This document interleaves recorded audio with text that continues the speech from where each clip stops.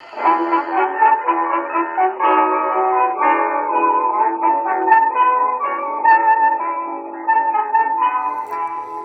to another episode of Off the Menu. I'm your host, Vincent Franchini from Tumblr House, here with a Platitudinous, Charles Coulombe.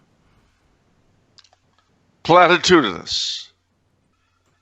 You mean to say that future generations will thank us? Do you mean to say that never in the course of human events have so many owed so little to so few? Or should I say, if I may be asked to say, as once I said in Parliament, well, you get the idea. Platitudinous. You say I speak in platitudes. Yeah. A stitch in time saves 9. Yeah. Yeah, spare the rod, spoil the child, smart guy. Exactly. Act in haste, repent at leisure. A Yankee farmer only eats the chicken when he's sick or the chicken's sick. I never heard that one, actually. You don't hang around the Yankee farmers, obviously. Once bitten, twice shy. Okay. Yeah. The grass is always greener on the other side. Apple a day keeps the doctor away. You're getting it. Okay. Absolutely. Yeah. Positively.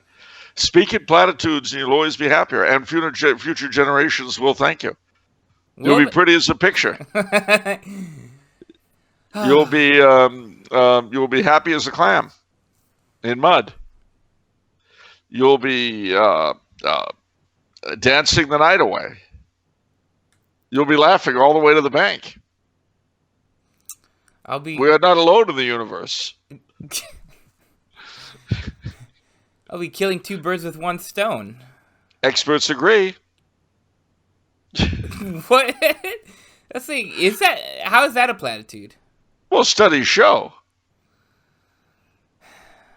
Okay. Void were prohibited. This is degenerated into... In what? You want platitudes, pal? I got platitudes. Honesty is the best policy. Sharing is caring. Let go, let God. What? Let go, let God. Let go, let God. Okay. Well, is that it? Have we exhausted ourselves? Oh, God, no. We have not yet begun to fight. The female is deadlier than the male. How's tricks? What you know, Joe?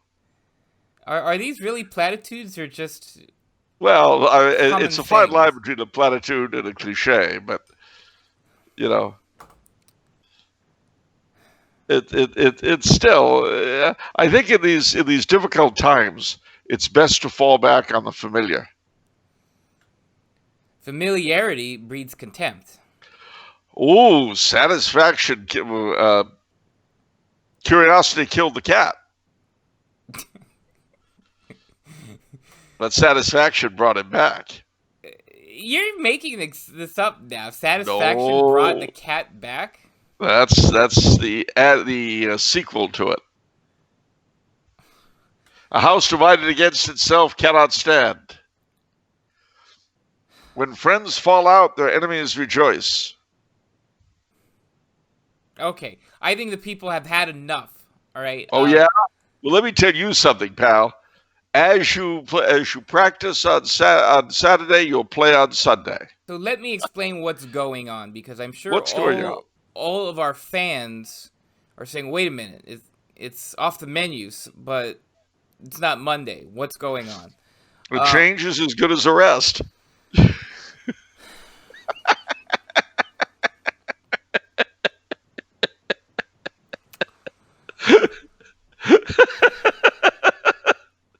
No, go ahead. The only constant is change. Better the evil you know than the evil you don't.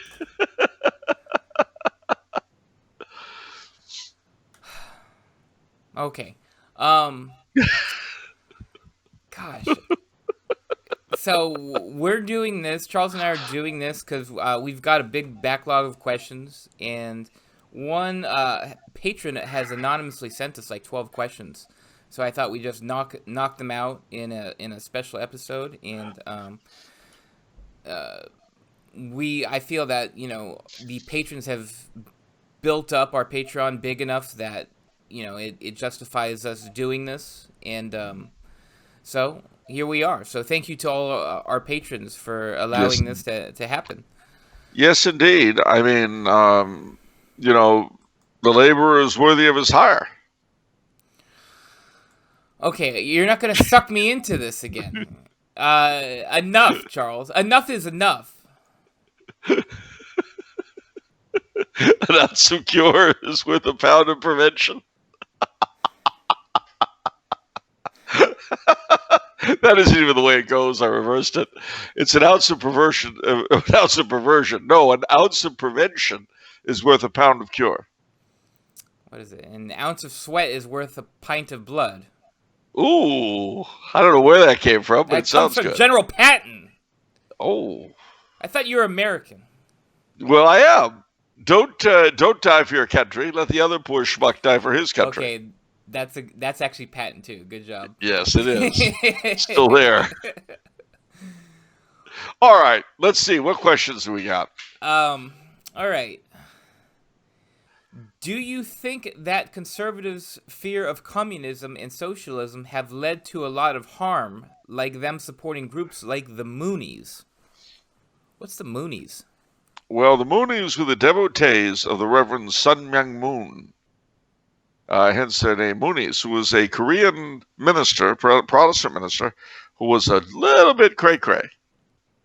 And he built up this cult, and it was a cult, based in Korea, but it was all over the world. I mean, I remember back in 1974 on the streets of Hollywood, I encountered a Scottish girl with a beautiful accent who was a Moonie.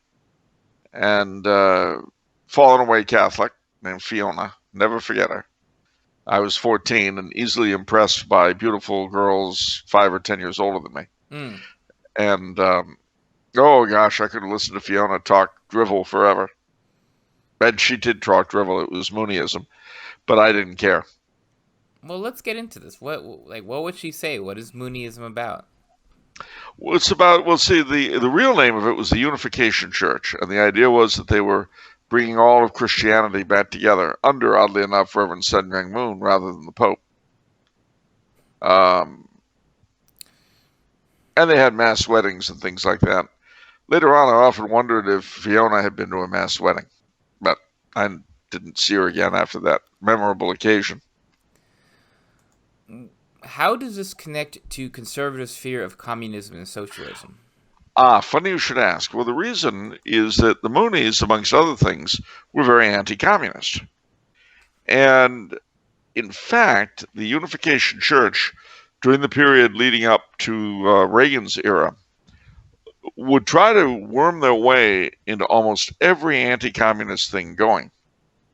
I can remember, again, I'm wandering down memory lane, but when I was at Cal State Northridge, there were a large number, because we had a lot of Marxist professors and so forth. So there were a large number of kids, either from ethnic backgrounds that had been smacked around by the communists, Cubans, Vietnamese, Russians, Estonians, Poles, Lithuanians. We put together like a coalition of anti-communist groups on campus. And we'd go down to MacArthur Park and places like that and get into rumbles with the socialists. But the Moonies announced their existence on campus as an anti-communist organization and wanted to get in on the deal. But of course, what they would really try to do is proselytize. Now, the interesting thing is that at this same time, which we, by the way, we successfully resisted their efforts. But I mean, they were very helpful with funding and things like that, but there was a price to be paid, and we wouldn't pay it. So that was the end of our dealing with the Moonies, but that's how I got to know them a little bit better. Fiona was a much better, to me, representative of Moonieism than the guy whose name I don't even remember. in college. But the interesting thing was that the Newman Club at that time on campus at Cal State Northridge was a recruiting ground both for Dignity, the gay organization, and for the Committee in Solidarity with the People of El Salvador, which was semi-communist. So it was interesting that the official Catholic presence was leftist. And yet most of the people in the anti-communist coalition were Catholic.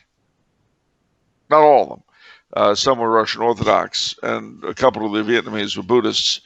But most of the Vietnamese were Catholic, the Lithuanians, the Poles, the Czechs, the Nicaraguans, the Cubans, all Catholic. And absolutely no room for any of us at the Newman Club at Cal State Northridge in those days. Because it was leftist. Yep. Well, as I say, they were backing the Committee in Solidarity with the People of El Salvador. And as you can imagine, our Nicaraguan members who had just literally been smacked around in their home country were going to priests who were trying to see the same thing happen to El Salvador. So there was kind of what you might call a creative tension.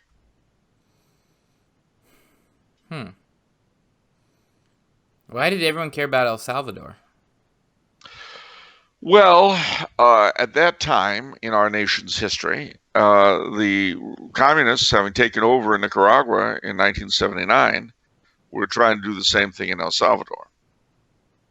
And they were working very hard to do so. Well, under, what's his name? Gosh, my mind is going. Under President Reagan, who was not yet in there at the time, the United States stepped up assistance to the El Salvadoran government and got involved with the anti-communist guerrillas, the Contras in Nicaragua. That was the famous Iran-Contra thing, because they, some of the people involved apparently bent the law to do so. But it was a clear and present danger at the time. To answer the main question, yeah, it's certainly true that the need to battle the communist menace certainly did lead to some unsavory connections. Another example, after the Soviets invaded Afghanistan, the Americans began aiding a lot of the Mujahideen in Afghanistan. Well, some of these guys were not very savory, and last decade, we ended up fighting some of the very people we've been arming when the Soviets invaded a couple decades before that. So there's a lot of irony, you know. Yeah. It's always a mistake to think that the enemy of my enemy is my friend, because that's not always true. You've got to see, well, what's their agenda? What is it they're really trying to push? The other thing too to bear in mind is that the in those days, which, you know, I've never really sat down to think about that period in any kind of an organized fashion. But you have to remember that the Cold War was a very real thing. At the time, because we had what was called MAD, the doctrine of MAD, mutual assured destruction. Direct conflict between the Soviet Union and the United States was out of the question. So there was this long, drawn-out fighting in third world countries. And the most obvious examples of this are Korea and Vietnam, which were the closest we came to going directly with the Soviets. But there were all kinds of proxy wars going on in Africa and Central America, elsewhere in Asia. And where the communists would take over, they were pretty awful. Some of our allies would not appear to be much better. But, you know, the difference between our allies is that even when they were, as they say, authoritarian and very nasty in their methods, once they won, that was pretty much it. Whereas with the communists, when they won, it never stopped until they were gone. But I mean, I think of the various regimes that the United States backed in the war against communism. South Korea, Nationalist China and Taiwan, South Vietnam, Cambodia, Laos, Thailand, Zaire, Ethiopia until the government was overthrown. All of these countries, and we backed Franco and Salazar for the same reason. I like Franco and Salazar a lot better than the alternatives on offer. Anyway, but yeah, I mean, you could certainly make the case that anti-communism did sometimes blind one to the unsavory nature of some of one's allies. But what you always have to remember is that the alternative was far worse than anything your allies could have come up with. Though the Moonies were pretty crazy. And so I guess they're no more? I think they're still around, but you just don't hear about them the way you used to. They were a real big deal when I was a kid. They had ads all over the place. Beautiful young Scottish girls on the streets of Hollywood. Well, we talked about that. There's a lot of weird stuff like that back in the day, it seems. Like, what, the Hare Krishna? Oh, yeah. Yeah, well, Hollywood Boulevard, I was just telling somebody this today. Hollywood Boulevard, when I was a boy in the 60s and the early 70s, was a monument to free speech. I mean, you had every imaginable group, the Hare Krishnas, the Black Panthers, the Jewish Defense League, the American Nazi Party, the Revolutionary Communist Party. I mean, it was the Star Wars cantina of ideology.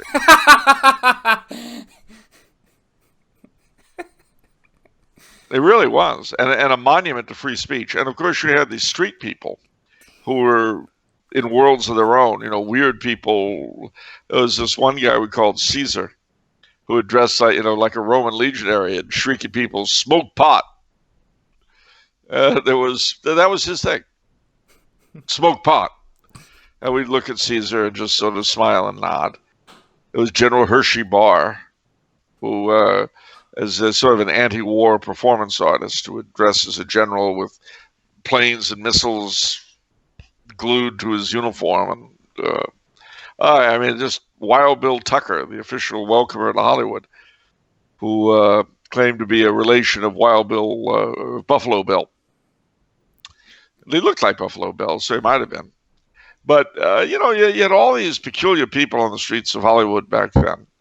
It was interesting. Weird, but interesting. Star Wars Cantina. I love that. Well, it was about the size of it. I mean, there's something between the saffron robes of the Hare Krishnas and the brown shirts, black trousers, and armbands of the Nazis, and everything in between. It was, it was really something.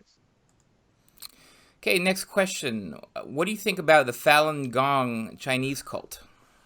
Well, I don't know all that much about its doctrines. I know, number one, the communist government hate it, and they really smacked them around. B, I do think there's a sort of anti-government in general slant with them, a bit like the Jehovah's Witnesses. Only, of course, no claim to being Christian at all. But I really can't say I'm familiar with their doctrines at all. It's not too impressive that the Chinese government doesn't like them. The Chinese government doesn't like anything remotely independent. Yeah, independent. That's a good word. Independent. Not even good. They're remotely independent. Yeah. I mean, and again, with the Moonies or with the Black Muslims of the Jewish Defense League, if any of those groups were present in China, they'd be smacked around just because their primary allegiance is not to Chinese communism and the memory of Mao. You see, that's the thing. The reason why they had a patriotic church, why they had the Five Selves movement for Protestants and so forth, was to refocus, quote-unquote, Christians away from any allegiance or loyalty outside the Chinese Communist Party. That was it. And if you made that your primary loyalty, you were fine. But if you had, I don't care if it was to the abstract belief in capitalism, or to a religion, or to English literature, any loyalty not directed toward the party had to be destroyed.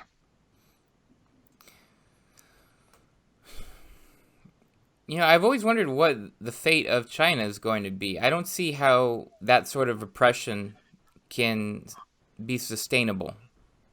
Well, I don't either. The way that they've managed over the past, since '89, how long is that?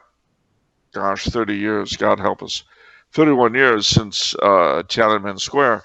The way they've managed to do it is to stimulate the economy while keeping freedom of speech in China at a minimum. But this has come at kind of a price, several ways. One, the developed parts of China, where most of the possible dissent would be centered, are the wealthiest parts of China. But there's a huge disconnect between the rich parts of China and the rest of the country. Isn't that always the way? Well, for every country? Let's just put it this way. Beverly Hills is much closer to Kern County in terms of lifestyle than Shanghai and some dump in the middle of Yunnan province. Wow. Okay, that's a big jump. Well, I mean, they've got things like indoor plumbing and so forth in Kern County. Oh. Yeah. Okay, so... I mean, you've got a similar thing in India to a degree, but it's not quite as pronounced in China. I mean, it's not quite as pronounced in India as it is in China. So you have these areas that are uber developed, and on the one hand, they're kind of bought off with money, but on the other hand, for a different reason from more traditional areas, that could be a fruitful ground of dissent toward the regime. And the other problem China has is regionalism, which, I mean, traditionally in Chinese history, you've gone back and forth between warring states and a unified, somewhat imperious regime. So you're saying it's going to fracture? I'll say it could fracture for a while. I mean, the last time, just warring factions over. I mean, I really don't know. I don't know. It could be anything. I mean, it could be a fight between the cities and the countryside. It could be a fight between the north and south, because northern China and southern China are very different. And remember too that the Chinese spoken language is plural, although they only have a single written. Well, actually, they now have two, traditional and the Chinese communist style. But traditionally, they've had only one method of writing Chinese, but quite a few mutually incomprehensible dialects. So that if you speak Cantonese and not Mandarin, and someone you want to talk to speaks Mandarin, not Cantonese, and you're literate, it's better for you to write him a note than to try to talk to him. Okay. What were some traditional Catholic ways to deal with infertility? Well, you're praying very much to Our Lady. You'll remember the late lamented Brother Leonard Mary. His parents, after 7 years of trying, had no kid, and they were very frustrated. So his mom spoke to an old French Canadian lady and mentioned it to her, and she said, "You've got to light a 7-day candle at Our Lady of Victory's church in Boston, the French church, which is now no longer with us. They knocked it down a couple of years ago because it was French. They tend to knock down the French Canadian churches for some reason, Irish hierarchy and all that. Not that we're bitter. Anyway, she said, light a 7-day candle, and you will conceive." Though she did, and she did. So there were particular saints, particular images, etc., who were especially prized for that. But let's say you still didn't get any kids. Well, there were two ways of dealing with it. Adoption was one, and that was very, very common, actually, amongst Catholics, especially childless ones. And the other, if you didn't adopt, and I mean, I saw this in my own family with my great aunt Alice and my uncle Andre, my great uncle Andre. You ended up as sort of aunt and uncle at large for the entire extended family. You know, you didn't have any of your own, so you ended up hosting big family parties and this kind of thing. Mm. And in fact, with my great uncle, he got quite the reputation for dealing with troubled kids in the extended family.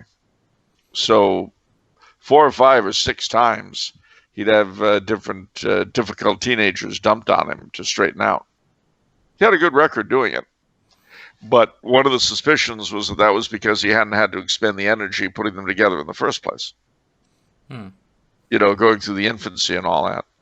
He would get the difficult teenage version. And since they didn't have the same kind of history that said kid's parents and said kid would have, he was perhaps more effective as a teacher of the final life lessons than the parents could be. I see. But see, that too is a mark of the traditional Catholic setup, was the tightness of the extended family. First cousins and second cousins were close. Aunts and uncles, great aunts and uncles were important people in your life. It's hard to do nowadays. Families are so spread apart.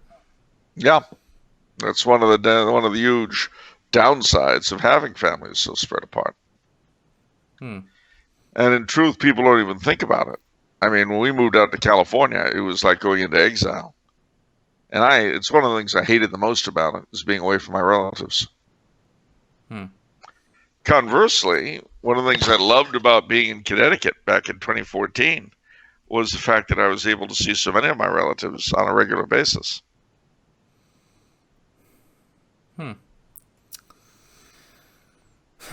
Speaking of Connecticut, did you hear they're going to beatify Father McGivney? See, sure enough, you know, we've got to pray to Father McGivney to save the order. That could be the miracle that gets him sainthood.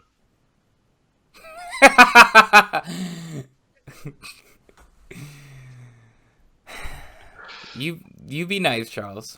I am nice, Charles. You should see bad Charles. Nice Charles is platitudinous. Bad Charles is vociferous. But no, I as I say, I pray to Father McGivney to rescue the order from the course that it's on. I'm not happy about it. I won't pretend I am. Okay.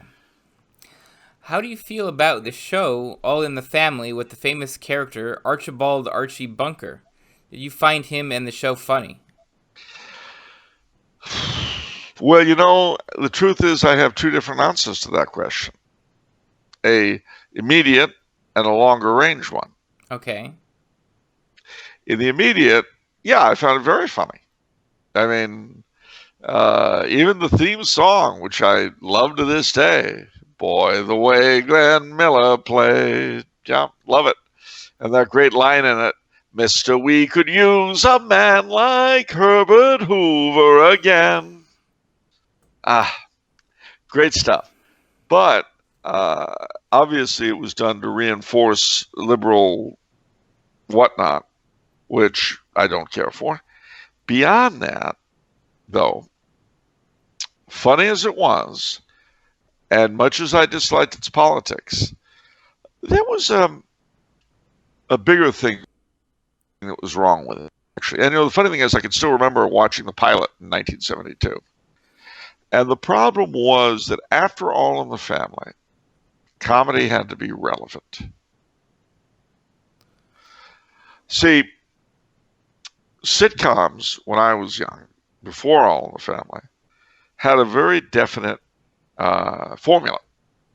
They were unusual people in usual circumstances, or usual people in unusual circumstances. You see. So you had Bewitched, which featured a witch trying to live in the mortal world. And you had Green Acres, where you had a sane urbanite from New York surrounded by these cray-crays in the country. The Beverly Hillbillies. Gilligan's Island. Gilligan's Island. It's About Time. The Addams Family. The Munsters. They all operated off that same thing, and they were all, quote-unquote, escapist. You see. They didn't address contemporary issues the way All in the Family did. And I have to say, having given it literally decades of thought, I don't like that. It's quite a dissection. I never even realized that that's what happened, but that is. Yeah. It's exactly what happened. And unfortunately, it was very cleverly done and so forth, but comedy became less and less about entertainment and more about consciousness raising, quote unquote, from the standpoint of the morons that run the show.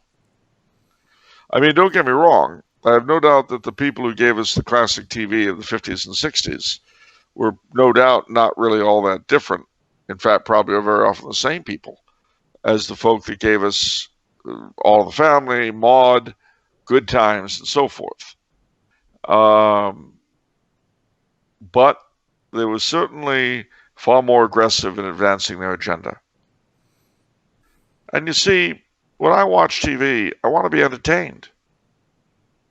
I don't want to have the horrors of every day shoved in my face. And I sure as hell don't want to be sensitized. I don't want my consciousness raised in directions I have no intention of going. I'm trying to think of modern shows using the old model. Like Harry and the Hendersons? Yeah. That's not a modern show. I hate to say this old time. But I mean, it's well after All in the Family. Yeah. Well, and also there was a certain amount of this in Friends. How? I never watched Friends. I didn't either. But from what I understand, they were a group of close cronies who were united as much by their personal weirdnesses. I mean, none of them were witches or aliens, but or for that matter, Bigfoot. But they were kind of separate from the others. But you know, the sad truth of the matter is, I kind of stopped watching comedy in the other than Carol Burnett, which was a variety show. I stopped watching comedy in the 80s. I can't really tell you what. Like, Everybody Hates Raymond, I never watched. My tastes. Everybody loves Raymond. Whatever. Everybody Hates Chris. That was it. Everybody loves Raymond. Everybody hates Chris. I didn't see either one of them. What about Fresh Prince of Bel-Air? Saved by the Bell. Oh gosh. Oh, I saw Parker Lewis Can't Lose. I saw a couple of those more recently, and I laughed my head off. They were just as funny as they were in the late 80s. What about Seinfeld? You know, they called that the comedy about nothing, and it fits. It was funny, some of it. Yeah. A little too crude, some of it, for my taste. Although I did like the Soup Nazi, which was the classic. Yeah. But see, there again, you have the unusual person, the Soup Nazi himself. Yeah. Surrounded by quote-unquote usual people. I thought they were all pretty unusual on the show. I mean, they all had their weird quirks. Yeah. Yeah. And that was part of the thing. And I don't think that they were trying to make any kind of a social statement. Yeah. And as I say, I don't. I don't look to comedy for social statement. And the funny thing is, as my attention shifted from comedy in the late 70s, early 80s, it shifted to detective shows, which, Simon and Simon, Magnum PI, Murder, She Wrote. Murder, She Wrote isn't that good. You just didn't like it because Angela Lansbury reminded you of your Aunt Vera. Okay, whatever, Charles. What about Matlock? Matlock's Oh yeah, definitely, definitely Matlock, and probably the last of that genre of the what do you call it? The omniscient detective was probably Diagnosis Murder. What is that? Dick Van Dyke? Yeah. Yeah. That was probably the last gasp of the detective who knows everything, and who solves everything. Columbo, I liked. Columbo, I think, is my favorite of that genre. I was just watching. Oh man, yeah, I was just watching the other day. I love it. With Ricardo Montalban was the villain. Oh yeah. Well, see, the great thing about Columbo, of course, was that everything you knew from the beginning how it was done. It's kind of sadistic in a way because you know who did it, and Columbo is just like sort of playing with the guy the whole time. Yeah, he's pretty cruel. Just one more thing. Yeah. I was kind of curious. Why did he have mismatched cufflinks, do you think?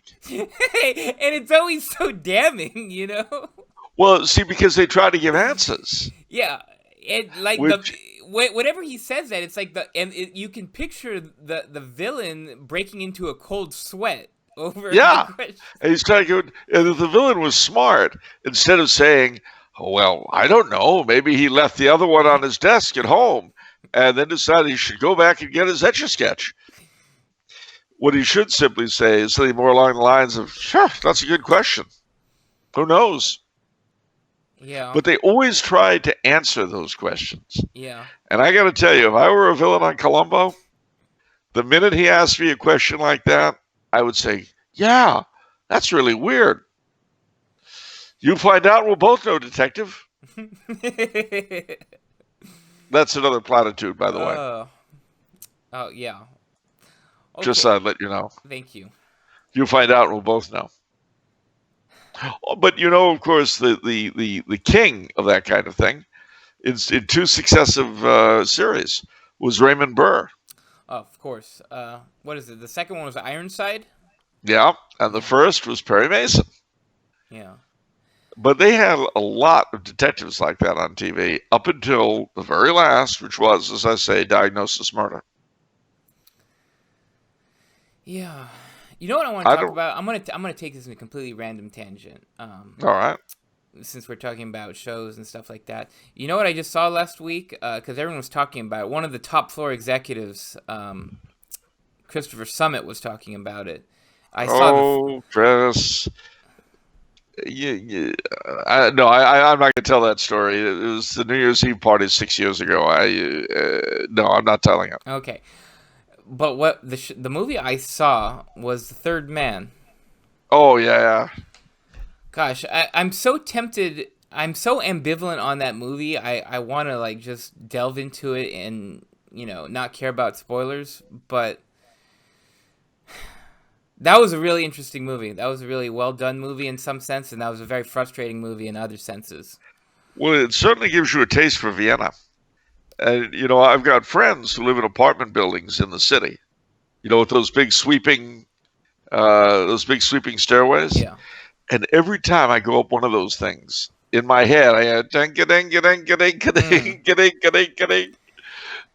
And this last Saturday, I was at the Zentrale Friedhof, the Central Cemetery, where you see Bill Holden waiting for Ingmar Bergman as she comes walking down that avenue. That was actually the comment that Chris made that I agreed with 100%, is that those are the two who should have actually been in those roles. It was, I forgot his first name, but Mr. Cotton, and I forgot who the actress was, but it should have been William Holden.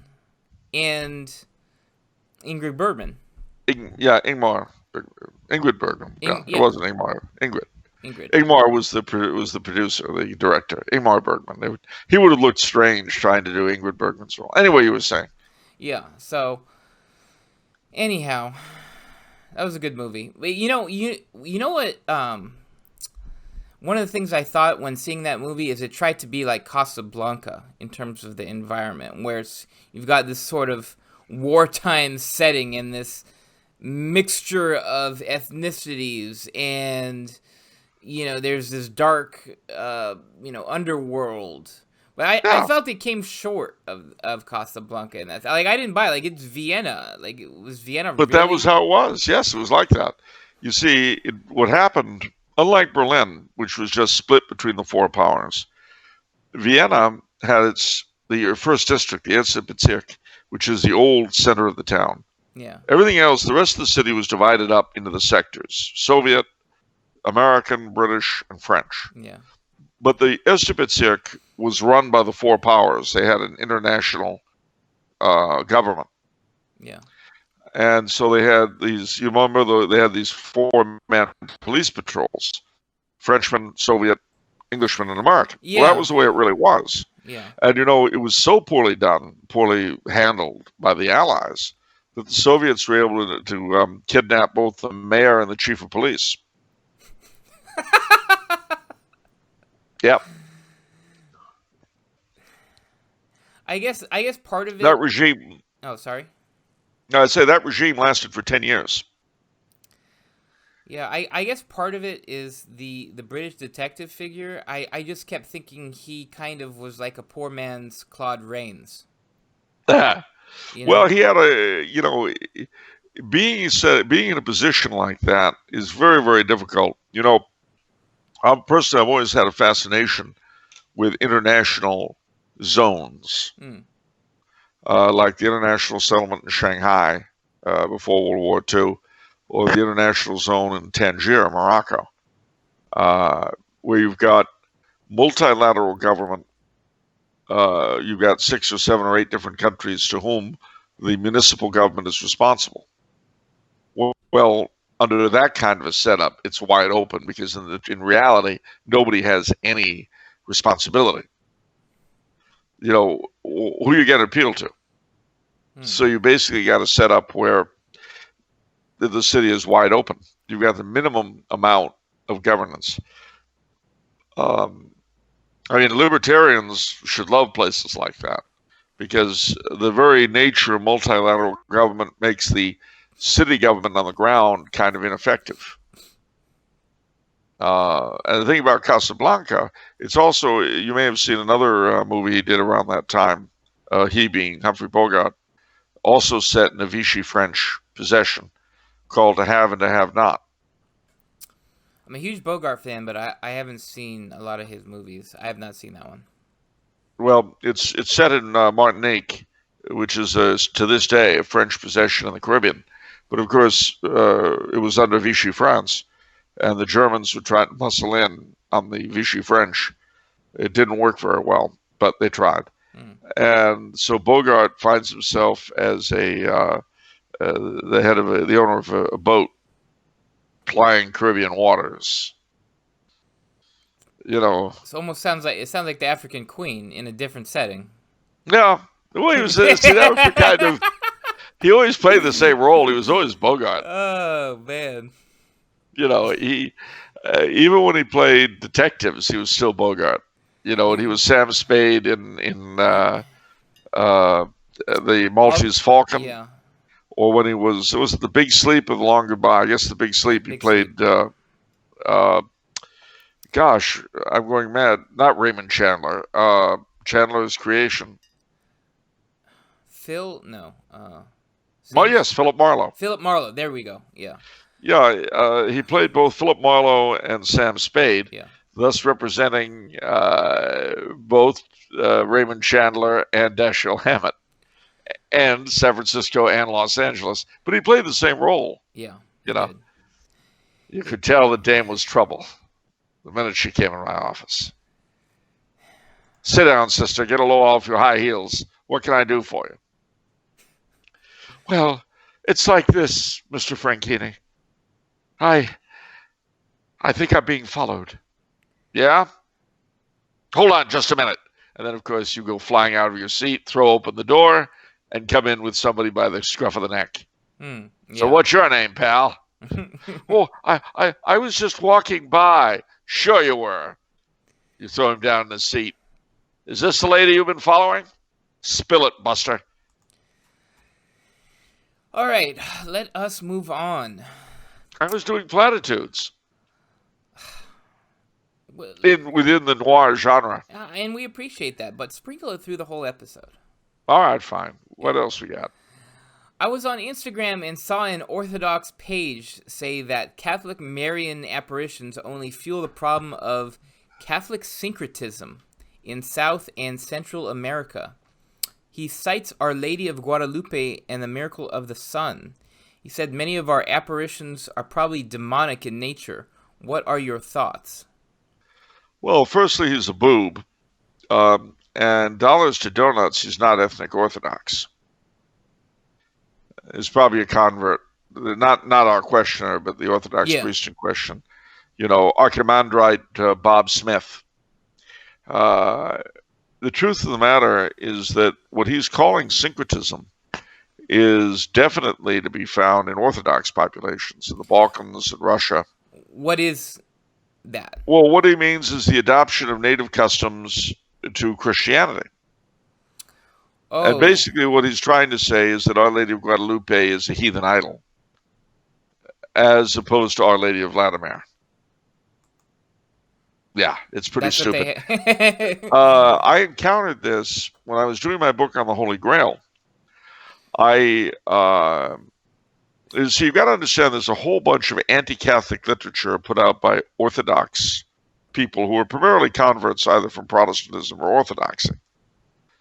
Real Orthodoxy is far closer, you might say, sociologically to Catholicism than these guys would like to admit. And I understand that because it makes them feel bad. But when I was doing my research on the Holy Grail book, I made a classic mistake, which was taking this sort of person's writings at face value as representing Orthodoxy. What I was looking for specifically were Eucharistic miracles in either or both Eastern Orthodoxy and Eastern Catholicism. I thought that would have been a good addition to what I was covering. Well, unfortunately, I very stupidly took 3 or 4 writings on the matter by ethnically Western Orthodox writers who said, oh, there's no such thing in the Orthodox tradition. It's evil Catholic mumbo jumbo, blah, blah, blah, blah, blah, blah, blah, blah, blah, blah, blah, blah, blah, blah, blah, blah. So what I decided to do was to ignore the Eastern question entirely and just get on with the book because I didn't have time to bother. What a mistake. The truth of the matter is that not only do these things occur in the Eastern tradition in precisely the way they do in the Latin West, but in their liturgical book, the Euchologion, there are actually instructions for what to do if the bread turns to flesh and the wine to blood. There are literally instructions. And you want to know the fun thing? What? Their instructions are precisely the same as ours. So the first thing you need to do is check and see if the Orthodox priest who's going on about that is named Smith or Jones or Hudson or Taft or, you know, some really ethnic Orthodox name like that.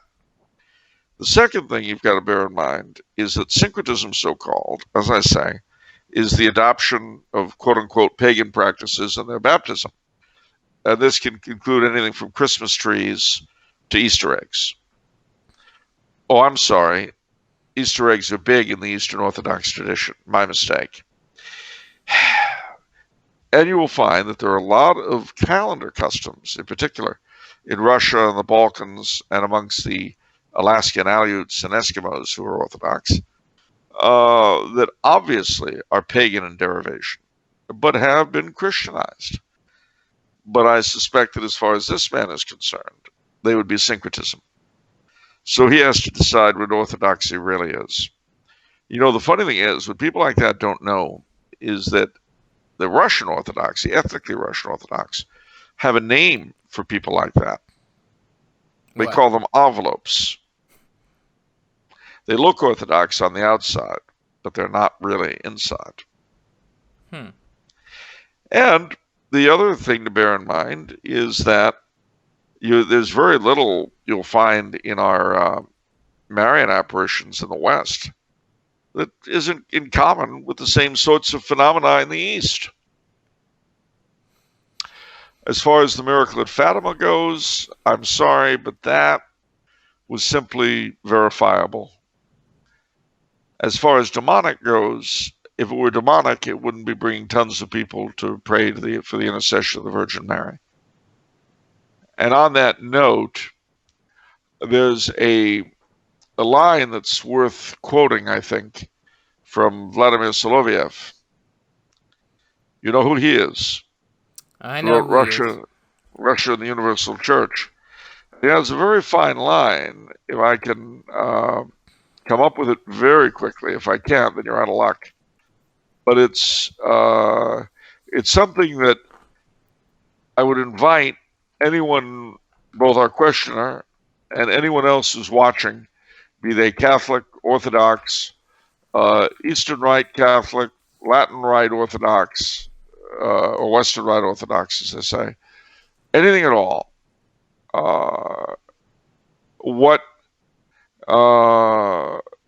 I would invite them to meditate upon what I am about to read. I think it's very, very important that they do so. Very important. He says, when questioned intelligently about their religion, no, I'll go from the beginning, I don't care. The distinctively religious character of the Russian people, as well as the mystical tendency exhibited in our philosophy, our literature, and our arts, seem to indicate for Russia a great religious mission. Moreover, when our patriots are pressed to state what it is that constitutes the supreme vocation of our country, or the Russian quote-unquote idea, as it is called nowadays, he's writing in 1900, they have no choice but to appeal to religion. According to them, orthodoxy, or the religion of the Greco-Russian Church, in contrast to the religious bodies of the West, constitutes the true basis of our national being. Here, to begin with, is an obvious vicious circle.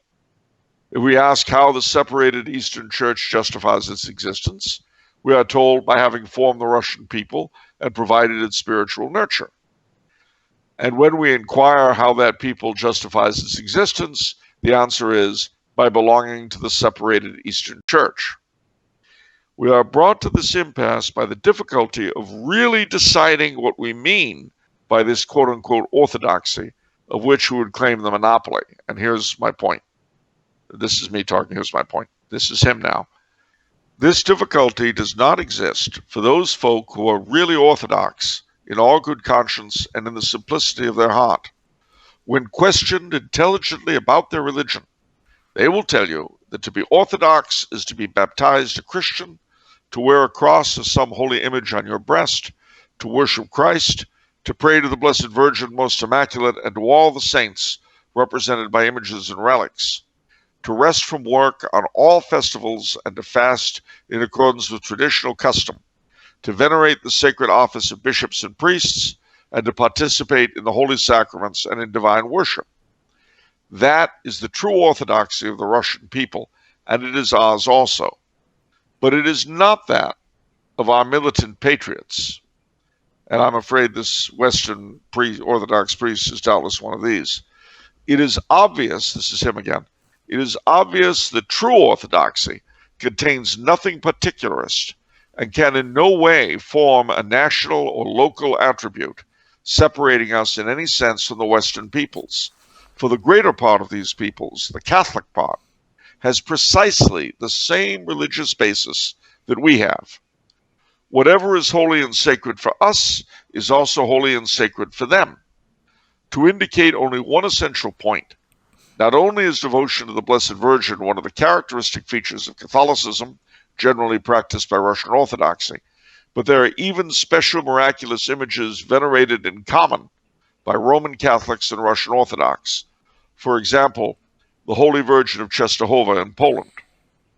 If piety is indeed the distinctive characteristic of our national genius, the fact that the chief emblems of that piety are common to us and the Westerns compels us to recognize our oneness with them in what we regard as the most essential thing of all. As regards the profound contrast between the contemplative piety of the East and the active religion of the Westerns, this contrast, being purely human and subjective, has nothing to do with the divine objects of our faith and worship. So far from being a good reason for schism, it should rather bring the two great parts of the Christian world into a closer and mutually complementary union. Well, so said Vladimir Soloviev, and so say I.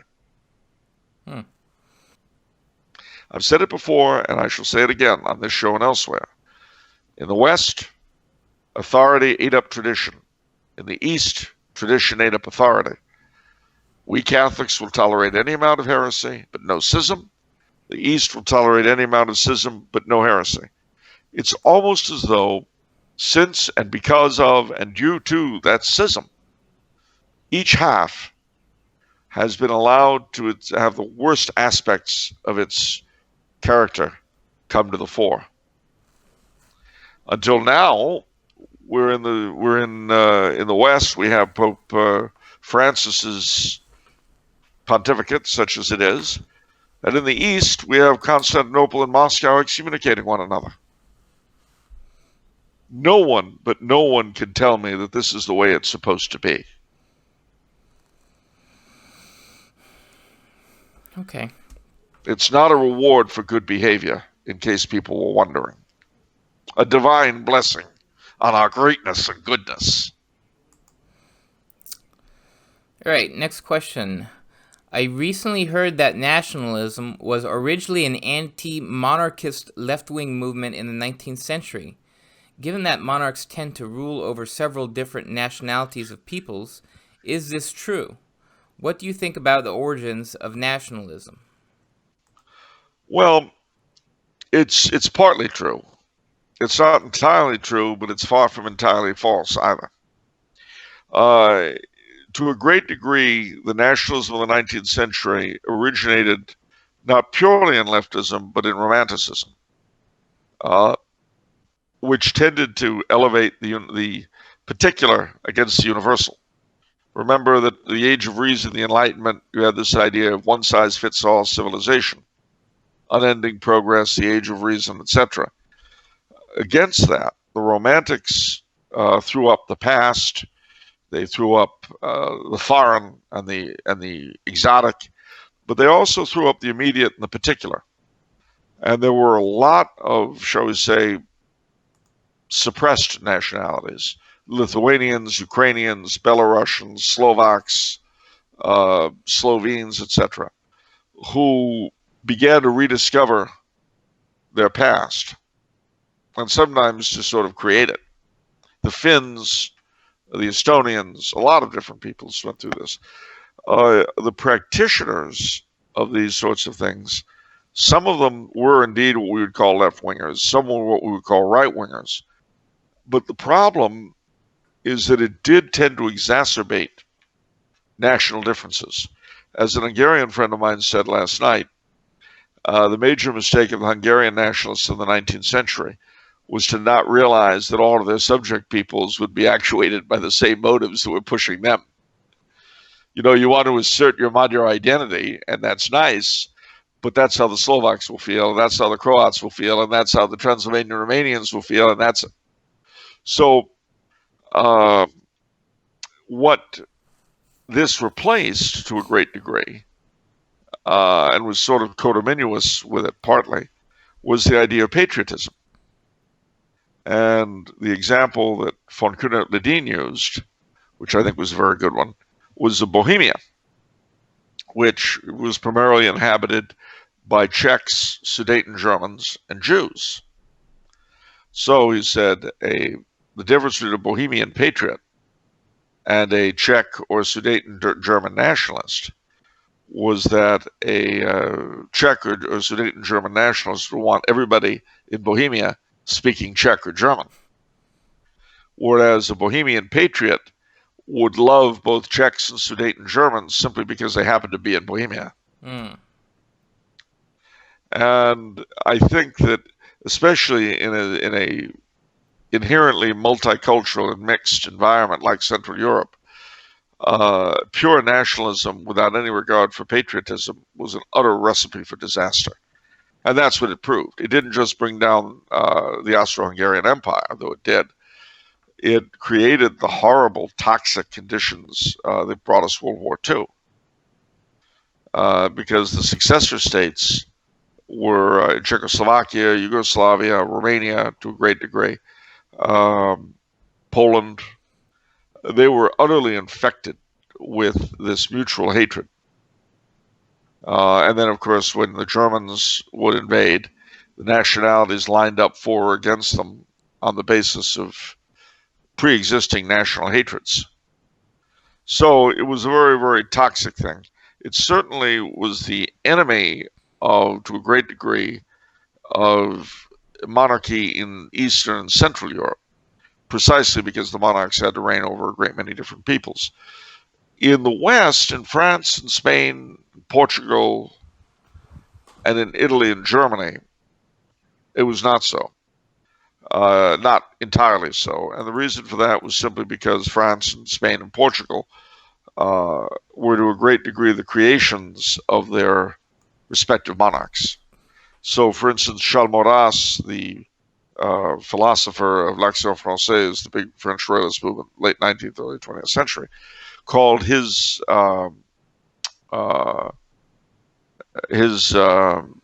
doctrine integral nationalism.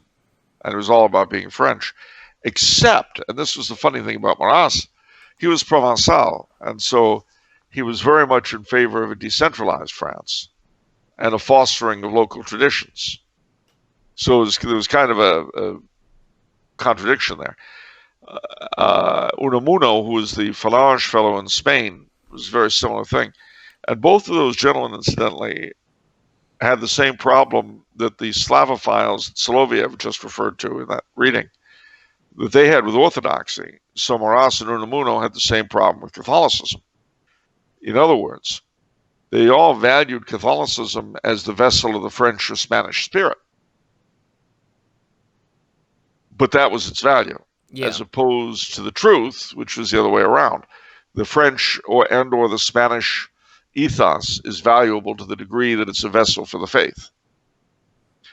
And then as far as Spain and Germany, not Spain, but Italy and Germany went, the Sardinian and Prussian monarchs were responsible for the creation of modern Italy and modern Germany. So they put themselves, those two particular monarchies put themselves at the heads of German and Italian nationalism. Okay. Why is Puerto Rico a U.S. territory? What was their relationship with the Spanish crown? Do you think they should become a state or independent nation? Well, they were conquered by the United States from Spain in 1898. That's why. We conquered Cuba at the same time, and the Philippines and Guam. We kept everything except Cuba, because when the part of the price of going to war was that enough congressmen forced what was called the Teller Amendment, which insisted that we would not keep Cuba. You see, having gone to war ostensibly for Cuban independence, it would be a little weird if we turned around and annexed Cuba instead. A little weird. But we kept a little strange. We kept everything else, though, although we gave the Philippines independence in 1946.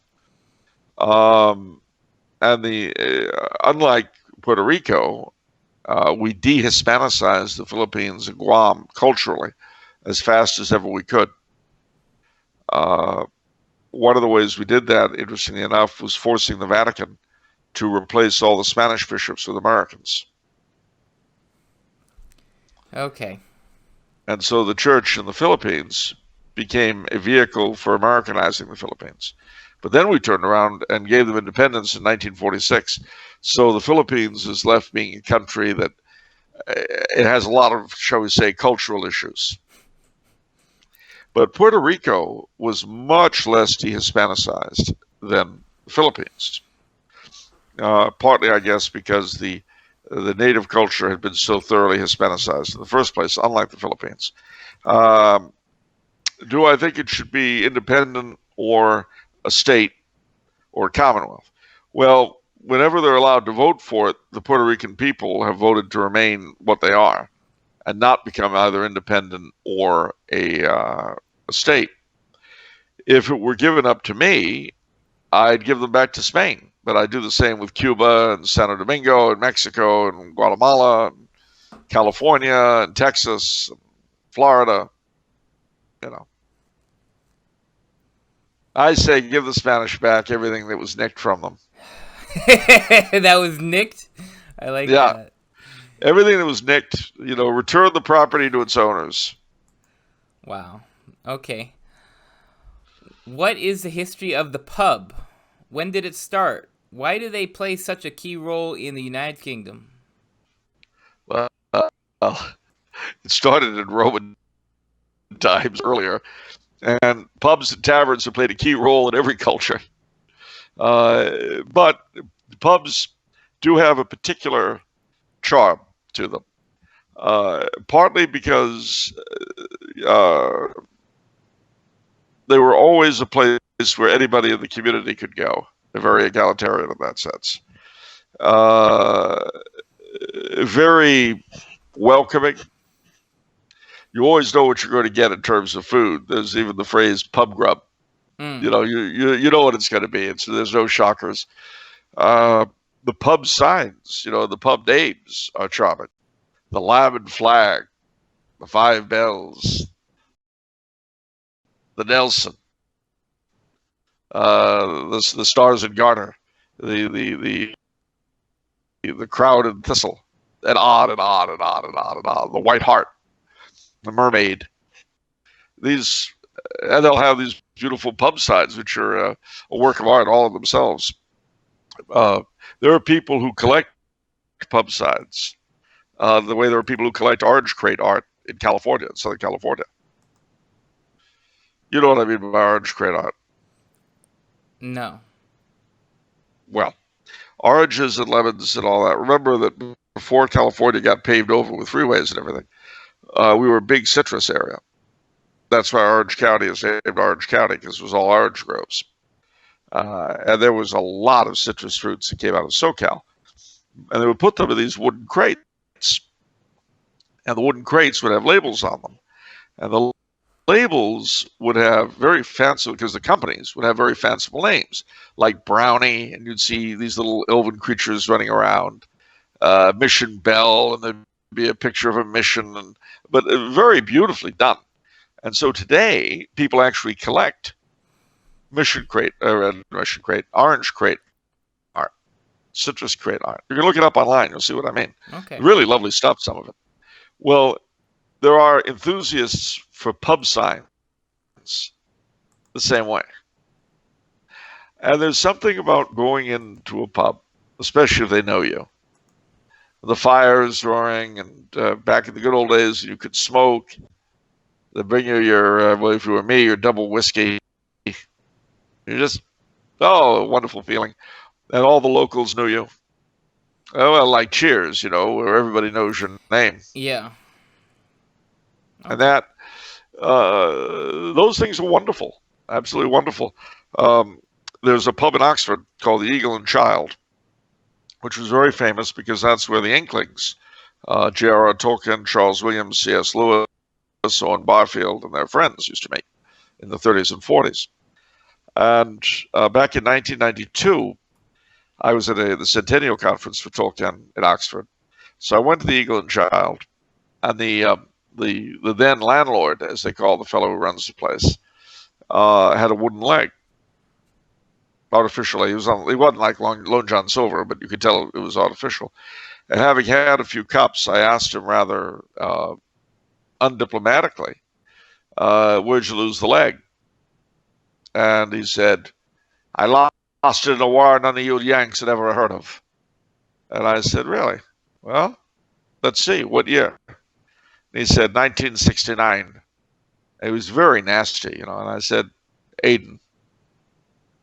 And he looked at me, and his eyes went wide, and then he broke out into a big grin, and he said, right you are. It was Aden.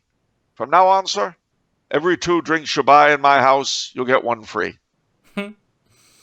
And so it was for the next 10 or 15 years, as long as that gentleman was the landlord there.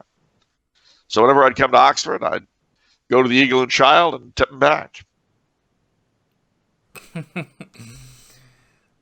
Okay. What are your thoughts on the United Kingdom adopting a written constitution? How does not having a written constitution work? Well, it's a little bit like explaining red to a blind man, because in our country, everything is about the Constitution. We don't obey it, of course. And we have the oracles at Delphi in the Supreme Court to come up with meanings that have nothing to do with what's written there. But see, they can do that because, like the oracles at Delphi, they're directly inspired by the gods. So they can pull this stuff out of their noses and make it the law of the land. But Britain's constitution is indeed unwritten. And how has it worked? Well, it's worked pretty well until Tony Blair came along and tried to modernize it. And now it sort of creaks in the wind. It has problems. Because he tried to make it American without a written constitution. And so they have a Supreme Court now, and he gutted the Lord Chancellor's. I mean, don't get me started. What a moron. His big thing was Cool Britannia. It was more like Fool Britannia. Just bad piece of work was our Mr. Blair. I could say R because he converted after he was prime minister. Yeah, he converted. Yeah, so now he's a Kennedy Catholic. Yeah, he is a Kennedy Catholic because I watched him on C-SPAN, I want to say, debate an atheist over whether religion is a force of good. And the atheist destroyed him. Of course he did. It was pathetic. It was a pathetic guy. His arguments were so sad. Well, he's a loser. I mean, he was a loser when he became prime minister, and it was a black day for Britain when he was elected. Ruined the House of Lords even further. Don't get me started. Okay. Can't stand him. Okay. I heard our modern concept of a hospital got its start in Catholic Europe. What did the first hospitals look like, and how did they practice medicine? Well, that's a very good question. And the answer is that hospital is closely connected to hospitality and hospice. And basically, the first hospitals were refuges, pilgrims. And then it became extended to refuges for people in any kind of difficulty. So travelers, sick people, old people, people who were just down on their luck, poor people. There were a whole range of people who were taken in by hospitals. And medical treatment, such as it was one of the things that hospitals provided. Now, interestingly enough, there was and is still a hospital in Rome called the Hospital of the Holy Ghost. And this hospital spawned an order, both men and women, and a whole bunch of hospitals throughout Europe before the Reformation. But as I said, throughout Europe, as in from Sweden and Denmark all the way down to Italy and Spain and France and all the way east into Poland. So these Holy Ghost hospitals were very, very common. And interestingly, after the Reformation, so-called, the Protestant Revolt in Scandinavia and northern Germany, a number of these institutions turned Protestant, are still with us, and are usually called, some play on Heilig Geist Spital, the Holy Ghost Hospital, even today. And it will always have Catholic roots, and they'll boast about it. Yes, the Holy Ghost Hospital in Bubingen was founded in 1328 by so-and-so. So what happened is that eventually the word hospital became more and more to be used for refuges for the sick, as opposed to the elderly or the poor. Okay. What about the Knights Hospitaller?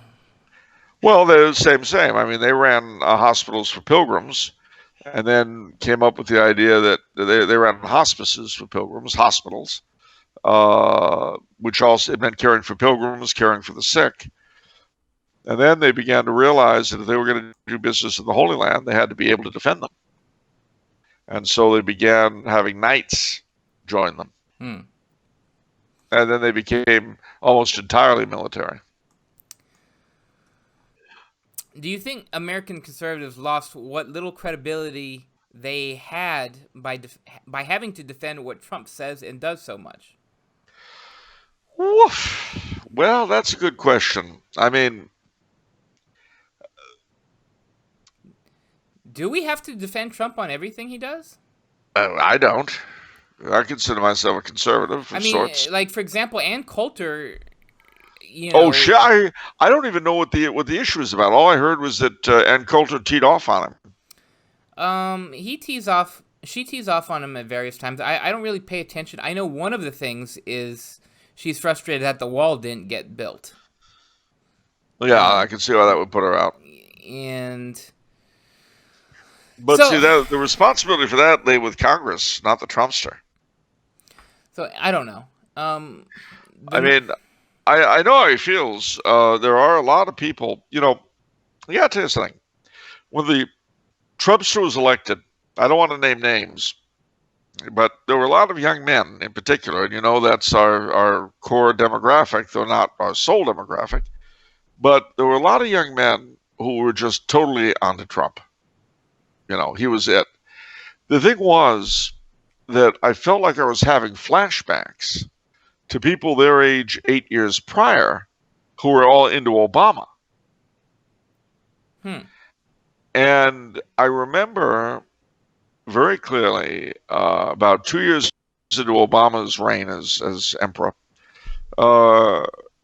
having a chat with one of these kids whom I knew and very well and liked very much. I still do. I mean, he's a nice guy. He's a lot older now. I don't know if he's wiser. I don't know if I'm wiser, but he certainly is older. But at any rate, at the time, he was complaining to me 2 years into the Obama administration. This was going to be the big moment for my generation, the big transformative moment. Everything was going to be new and different. And, well, it's not. It's just... And I said, well, you know, you made a huge mistake at the get-go. I said, you were trying to get a religious experience out of politics, which is like trying to get drunk on orange juice. It just doesn't work. Secondly, you projected all of your hopes and dreams onto this man. And I assure you, nobody, least of all a politician, is capable of carrying that. You will never produce a miracle worker out of a ballot box. So, at the time that the Trumpster was elected the first time, I heard 8 years later, a lot of young men who had been, you know, who of that age, late teens, early 20s, 4 years ago now, going through the same, oh, this is it kind of thing that people 8 years older had gone through with Obama. And I predicted then, much to the annoyance of some of them, that they would be just as disappointed in 2 years. And a lot of them were. But the thing that, number one, you've got to bear in mind is that no elected politician is going to do anything to jeopardize his getting reemployed. That's why you don't really know what a president is like to any degree until his second term. And even then, he probably doesn't want to ruin it for his party, so he's not going to be completely honest. I thought from the beginning that Mr. Trump would do whatever he had to do to get elected. I thought so then, I think so now. It so happens that he kept more of his promises than most politicians do when they become president. Some of them, like the moving the American embassy to Jerusalem, I thought was horrible, but every American president since Bush Sr. promised to move the American embassy in Israel from Tel Aviv to Jerusalem. The Trumpster actually did it. I wish he hadn't, but he did. And there were a lot of decent promises he made that he kept. There were other promises he couldn't keep because of congressional opposition. But the man wants to get reelected. I don't think he has any set principles. You know, I wouldn't call him a conservative. I mean, that's why we haven't gotten rid of Gay Pride Week, as I like to continue to remind people, and why you've still got the big LGBT historical thing on the National Park website. We're coming up on Pride Month in June. Great. Wow. Sorry, I'm going to miss it. Yeah. That's great. Yeah. Okay. Well, be sure to put out the president's proclamation of it, like he did last year and the year before and the year before. So, why, having said that, though, the other thing is that the almost hysterical hatred of the Trumpster almost makes one feel like defending him just because it's tiresome. Early on, I began to suffer from what I called Trump outrage fatigue syndrome. It wasn't that I liked him anymore. It's just I got tired of hearing people, oh, he's not my president. I had to sit through 8 years under Obama. I had to sit through Jimmy Carter. I had to sit through Bill Clinton. You know what? You'll live.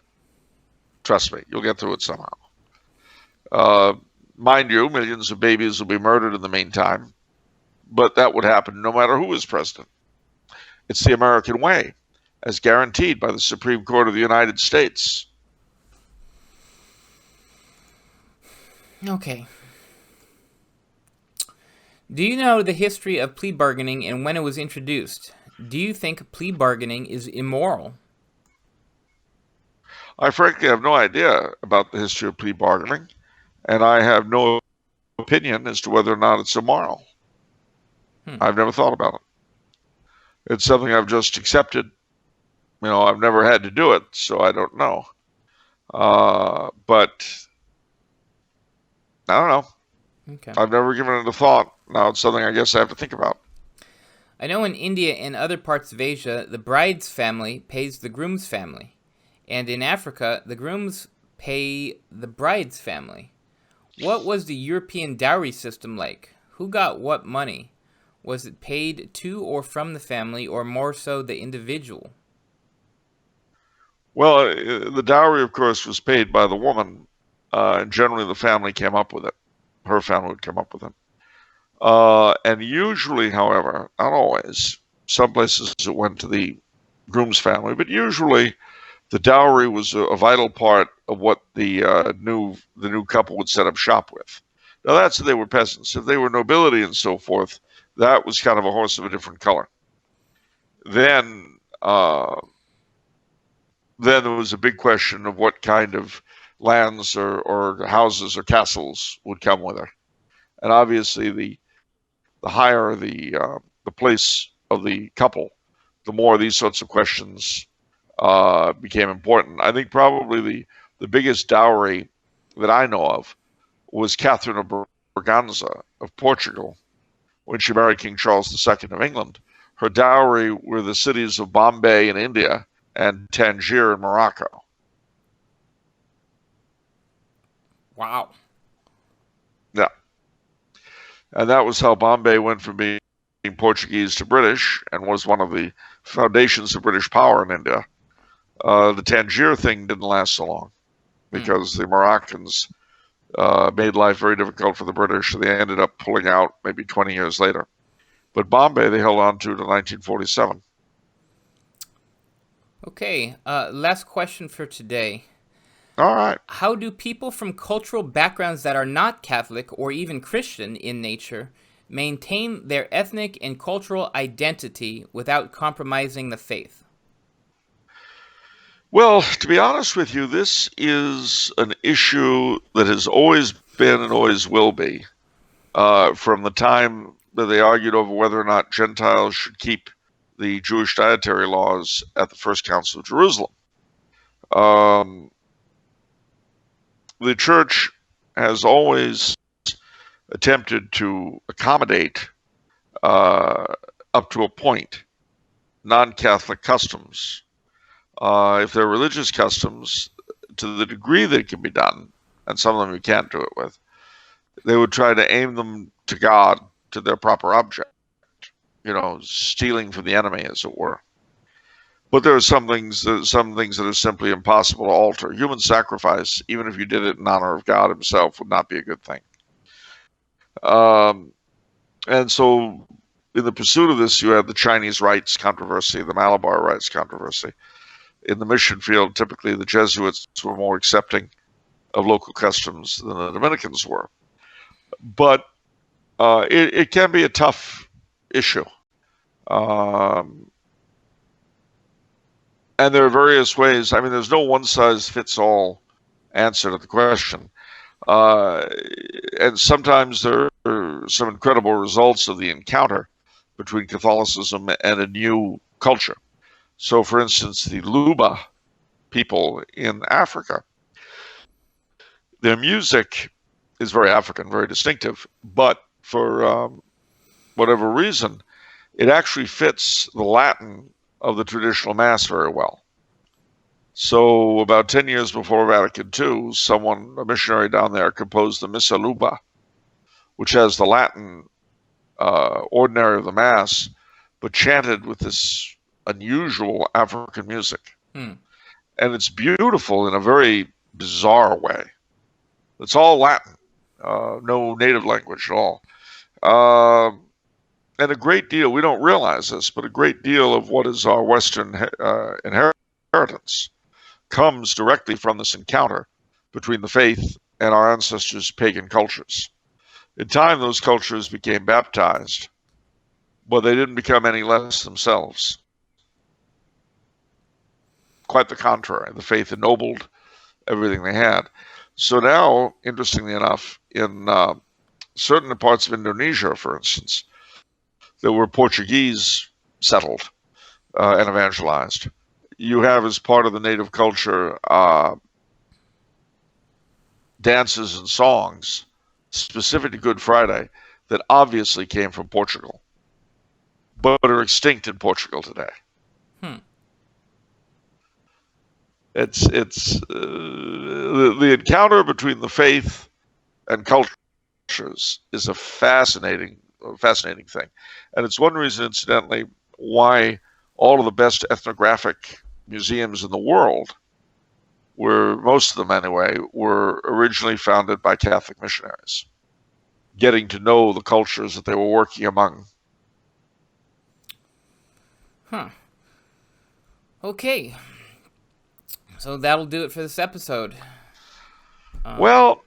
I don't know. Can we say that tomorrow never comes and the road goes ever on and on? I mean, what really is ending? In my end is my beginning.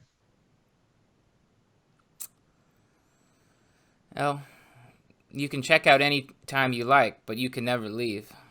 That's right. That's certainly true, not just of the Hotel California, but of Off the Menu. It's very true, ladies and gentlemen. You may think you're leaving, but you're not. And after all, it is void where prohibited. No CODs accepted. You can do it. Okay. Limited time offer. Operators standing by. Act now. Someone in comments this week asked, are operators still standing by? Yes, they are still standing by. Yes, the operators are definitely standing by. I think it was Second City TV did an ad. You remember how they used to have late night ads for different tech training schools, secretaries, truckers, eventually computers? Okay. They'd have all these specialized schools. They'd have these late night ads. So Second City TV did the standby operator school. Operators are standing by. What, you're going to be one of those operators standing by? Yes, you too can become part of the burgeoning standby operator industry. Wow. Ever wonder where all those different advertisements get their standby operators? Wonder no more. You too can become part of the burgeoning standby operator industry. Wow. And you see this phone bank of people.